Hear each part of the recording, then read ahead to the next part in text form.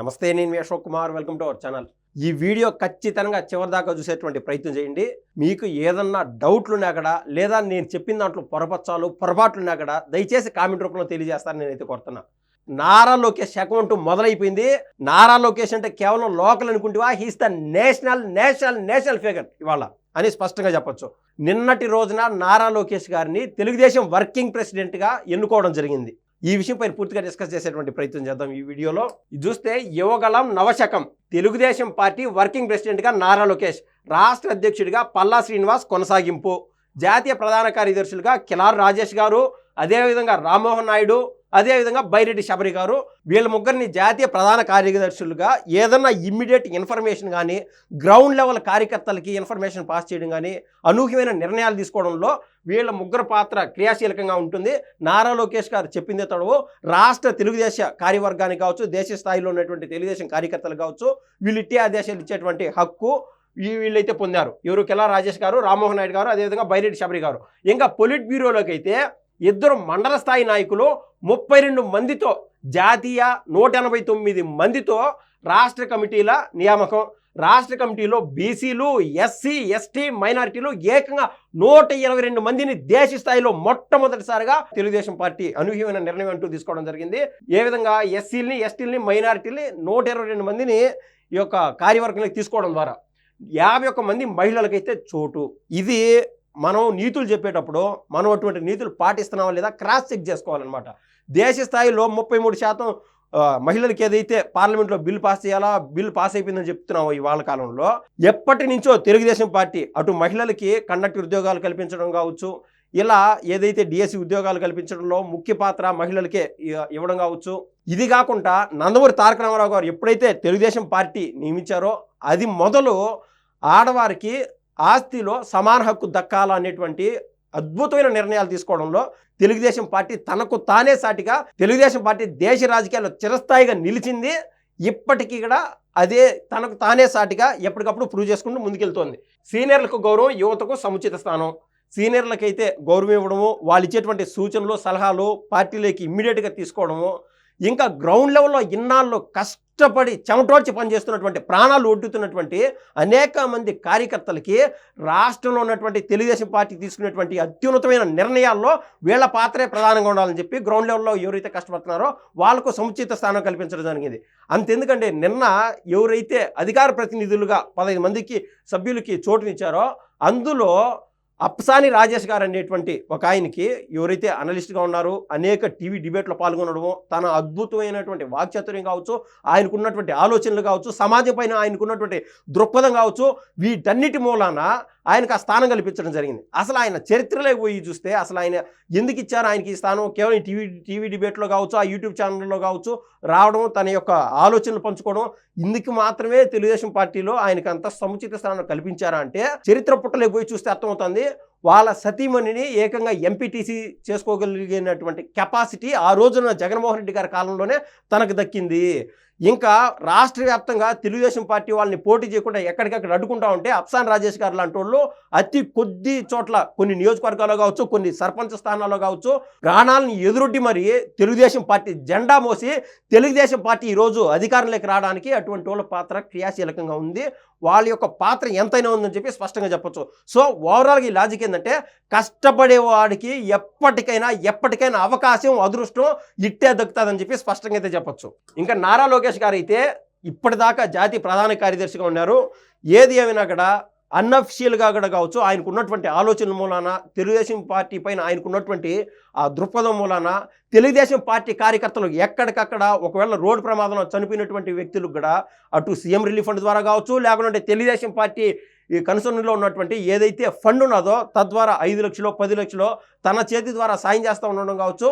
ఎందుకంటే ఎప్పుడైతే నారా లోకేష్ గారు 2013 ఎలక్షన్ సమయానికి, అంటే 2014 ఎలక్షన్స్ జరుగుతూ ఉండగా 2013లో తనకున్నటువంటి ఆలోచనల మూలన తెలుగుదేశం పార్టీలోకి ఎంటర్ అయినప్పుడు సాధారణంగా ఎవరైనా సరే నరం లేని నాలుక ఏదైనా వాగుతుంది అనుకుంటానే ఉంటుంది అన్నట్టు నారా లోకేష్ గారిని చేసినంత ట్రోలింగ్ దేశ స్థాయిలో ఇప్పటి వరకు ఏ రాజకీయ నాయకుడిని కూడా ట్రోల్ చేయలేదని చెప్పి స్పష్టంగా చెప్పొచ్చు.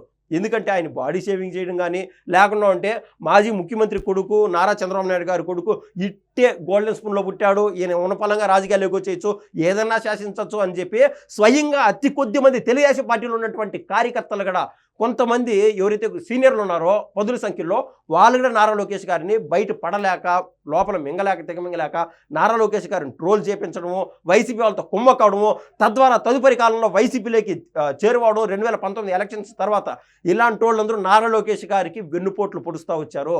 అయినా కూడా శిల్పం ఏ విధంగా అయితే చెక్కబడుతుందో హేళన చెక్కినటువంటి శిల్పం నారా లోకేష్ గారు ఎంతో ట్రోలింగ్కి గురైనారు. స్వయంగా తన సొంత తల్లిని అసెంబ్లీ సాక్షిగా దూషించినా కూడా ఏ రోజు కూడా ఇదే కన్నా నేను స్పష్టంగా మొహమాట లేకుండా చెప్తున్నాను, జగన్మోహన్ రెడ్డి గారే కన్నా ఉండింటే నారా లోకేష్ గారి పొజిషన్లో ఎవరైతే ఆ రోజు అసెంబ్లీ సాక్షిగా ట్రోల్ చేశారో ఈ టైంకి వాళ్ళని చంపి పాతేసి పెట్టింటారని చెప్పి ఖచ్చితంగా చెప్పొచ్చు. కానీ చట్టం తన పని తాను చేసుకుంటూ పోతుంది.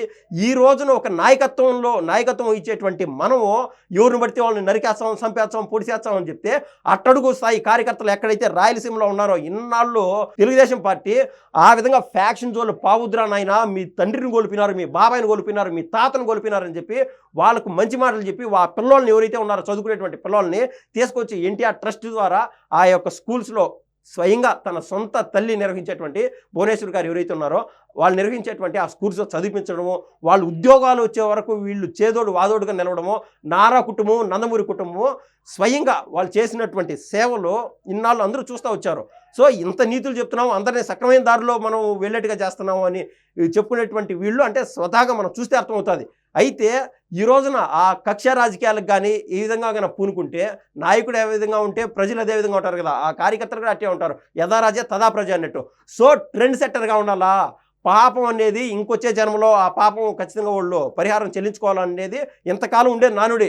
కానీ కాలం స్పీడ్ ఎక్కువైపోయింది, కలియుగం అత్యంత వేగంతో నడుస్తుంది. ఈ కాలంలో ఈ రోజు చేసేటువంటి పాపము 10 రోజులు 15 రోజులలోపు తిరిగి ఉరితాడలా బిగించుకొని అదేవిధంగా ఏ విధంగా అయితే నాగువం బుసలు కొడుతూ వస్తుందో ఆ విధంగా మన దరి చేరుతుందని చెప్పి ఖచ్చితంగా చెప్పొచ్చు. సో ఈ అన్ని లాజికల్ మూలాన నారా లోకేష్ గారికి ఈ కక్షాపూరిత రాజకీయాలు జోలు పోవట్లేదు. నిజంగానే నారా లోకేష్ గారికి కక్షాపూరిత రాజకీయాలు చేయాలనుకోనింటే ఈ రోజున ఆంధ్ర రాష్ట్రంలో జైలు ఏ ఒక్క జైలు కూడా ఖాళీగా ఉండేది కాదు. ఈయన చెయ్యని దానికే పాపం ఇప్పటికే ఆయన పైన రాళ్ళు బండరాళ్ళు వేస్తానే ఉన్నారు. ఏమని ఒక పక్కేమో మాజీ మంత్రులు ఒక భారీ స్టేట్మెంట్లో రెడ్ బుక్ రాజ్యాంగం నడుస్తుందని చెప్పి మాజీ మంత్రులు, మరో పక్కేమో అది బుక్ కాదు ఎర్ర బుక్ అని చెప్పి వేరే విధంగా హేళన చేస్తూ మాట్లాడతారు. కొంతమంది బెయిల్ తీసుకొని వచ్చి మళ్ళీ వికటాటకాశం చేస్తూ ఉంటారు. ఒకవేళ నారా లోకేష్ గారు కన్నెర చేస్తే వీళ్ళు ఎక్కడుంటారో ఖచ్చితంగా ఆలోచన చేయాల్సినటువంటి ఆవశ్యకత ఎంతైనా ఉండదు. తెలుగుదేశం జాతీయ ప్రధాన కార్యదర్శిగా ఉన్నటువంటి మంత్రి నారా లోకేష్కు ప్రమోషన్ దక్కింది. ఆయనకు పార్టీ జాతీయ వర్కింగ్ ప్రెసిడెంట్గా కీలక బాధ్యతలు అప్పగిస్తూ తెదేపా నిర్ణయం అంటూ తీసుకుంది. రాష్ట్ర అధ్యక్షుడిగా పల్లా శ్రీనివాసును కొనసాగించింది. జాతీయ ప్రధాన కార్యదర్శులుగా 3, జాతీయ ఉపాధ్యక్షులుగా 18 మంది, అధికార ప్రతినిధులుగా 10 మందిని నియమించింది. సో ఇంకా వీళ్ళే కాక 26 మందితో పొలిట్ బ్యూరోను, 32 మందితో జాతీయ కమిటీని, 189 మందితో ఏకంగా రాష్ట్ర కమిటీని బుధవారం ప్రకటించింది. ఇది చూస్తూ ఉంటే ఏ విధంగా అయితే ఇంకా రానున్న 3 సంవత్సరాల కాలంలోపు మన రాష్ట్రంలో ఉన్నటువంటి సీట్లు దాదాపు 263 పై చిలుకు చేరతాయి అని ఒక పక్క చెప్తున్నారు. అదేవిధంగా కొంతమంది మన దగ్గరనే ఉన్నటువంటి ఒక మంత్రి స్థాయి వ్యక్తి కావచ్చు, ఎంపీనో ఎమ్మెల్యేనో మనం పోయి మాట్లాడినప్పుడు అది పార్టీలకు అతీతంగా అటు జనసేననా టీడీపీనా వైసీపీనా అని కాదు, మనం మాట్లాడితే మనం చెప్పేటువంటి సాధక బాధకాలు వినేటువంటి పరిస్థితుల్లో కొంతమంది మంత్రులు, ఎమ్మెల్యేలు, ఎంపీలు ఎప్పటికీ ఉండరు. ఎందుకంటే అతి కొద్ది మంది 30% మందో మంచి మనసుతో మంచి దృక్పథంతో ముందుకెళ్తారో ఆ యొక్క సాధక బాధకాలు వింటారు. కానీ ఇటువంటి ఆలోచనలన్నిటికీ చెక్ పెట్టే విధంగా, క్రాస్ చెక్ చేసే విధంగా జాతీయ స్థాయిలో కావచ్చు, అదేవిధంగా రాష్ట్ర స్థాయిలో కావచ్చు పొలిట్ బ్యూరో సభ్యులు, అదేవిధంగా కార్యవర్గ సభ్యులు వీళ్ళందరూ నియమించడం వల్ల రాష్ట్రంలోని తెలుగుదేశం పార్టీలో ఎవరైతే హై స్థాయిలో ఉంటారో వాళ్ళతో యాక్సెస్ నడిపేదానికి అట్టడుగు స్థాయి కార్యకర్తలకు మంచి అద్భుతమైన అవకాశం దక్కిందని మనం చెప్పొచ్చు. ఇంకా చూస్తే కేంద్ర మంత్రి కింజరాపు రామ్మోహన్ నాయుడు, ఎంపీ బైరెడ్డి శబరిలను కూడా జాతీయ ప్రధాన కార్యదర్శులుగా నియమించింది. రాష్ట్ర ప్రధాన కార్యదర్శులుగా 7, ఉపాధ్యక్షులుగా 16, రాష్ట్ర అధికార ప్రతినిధులుగా 15 మంది, రాష్ట్ర జోనల్ కోఆర్డినేటర్లుగా 10, రాష్ట్ర కార్యనిర్వాహక అధ్యక్షులుగా 59 మంది, రాష్ట్ర కార్యదర్శులుగా 78 మందిని నియమించింది. నిజంగా అద్భుతం.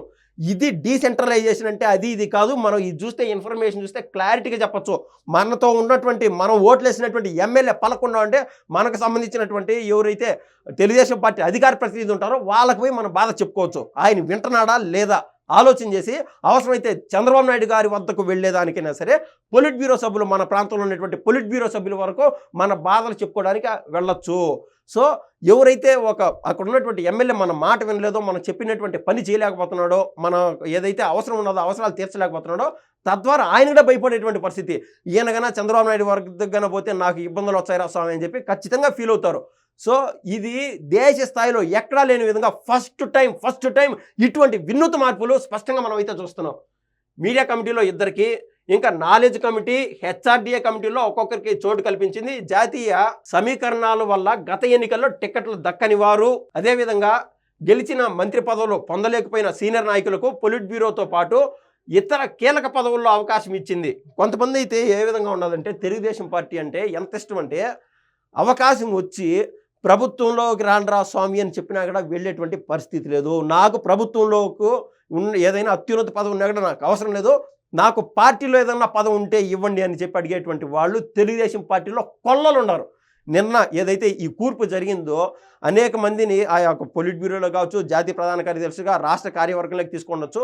వీళ్ళని కూడా కొంతమందిని అడిగితే చెప్తారు, నాకు అవసరం లేదు, నాకు కావాల్సినంత డబ్బులు ఉన్నాయి, డబ్బులు లేకపోయినా కూడా తెలుగుదేశం పార్టీ నెక్స్ట్ 15 ఏళ్ళు రాష్ట్రం అధికారం చలాయించాలా, అధికారంలో ఉంటేనే ప్రజలు బాగుపడతారు, తద్వారా పార్టీ పెట్టినటువంటి రామారావు గారికి కావచ్చు, ఈ రోజున్నటువంటి నారా లోకేష్ గారికి కావచ్చు, ప్రతి ఒక్కరికి మంచి పేరు వస్తుంది, తెలుగుదేశం పార్టీ దేశ విదేశాల్లో శోభతో విరాజిల్లుతుందని చెప్పి వాళ్ళు అంత అద్భుతంగా వాళ్ళకు తృప్తి మనసుతో వాళ్ళు ఈరోజు వాళ్ళ యొక్క మనోగతం పంచుకునేటువంటి అవకాశం మనకైతే స్పష్టంగా కనిపిస్తూ ఉన్నది. తెదేపా పొలిట్ బ్యూరోలో పార్టీ జాతీయ అధ్యక్షుడు చంద్రబాబు సహా 26 మంది సభ్యుల్ని, 3 ఎక్స్ అఫీషియో సభ్యుల్ని నియమించారు. ఇంకా తెలుగుదేశం పార్టీకి సేవలు చేస్తున్నారు కదా అని చెప్పి ఎవరెవరినో వాళ్ళ దగ్గర డబ్బులు ఉన్నాయని ఆ గూండాయిజం చలాయిస్తున్నారని చెప్పి ముళ్ళుతోనే తీయాలని చెప్పి అట్లాంటి వాళ్ళు పెంచి పోషించట్లే. ఇక్కడ చూడండి, మనకు స్పష్టంగా అర్థమవుతుంది. ఎక్స్ అఫీషియో సభ్యులను కూడా నియమించారు. ఇంకా సామాజిక ప్రాంతీయ సమీకరణాలని దృష్టిలో పెట్టుకున్నారు. 10 మంది బీసీలు, 9 మంది ఓసీలు, 5 ఎస్సీలు, ఎస్టీ, మైనారిటీ వర్గాల నుంచి ఒక్కొక్కరిని నియమించారు. 4 మహిళలకు చోటు కల్పించారు. సీనియర్లు జూనియర్లకు మధ్య సమతూకం పాటించారు.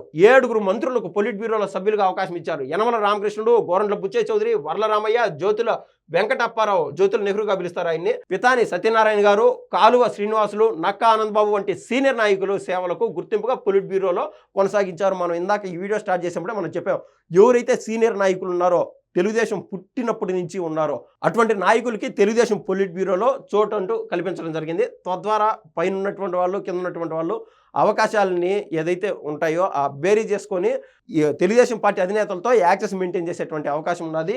ఏదేమైనా కూడా నారా లోకేష్ గారి యొక్క శకం మొదలైందంటూ చెప్పచ్చు ఈ వీడియో ద్వారా. ఈ వీడియో పైన మీ అభిప్రాయం తెలుపుతారని నేనైతే కోరుతున్నా. ధన్యవాదాలండి.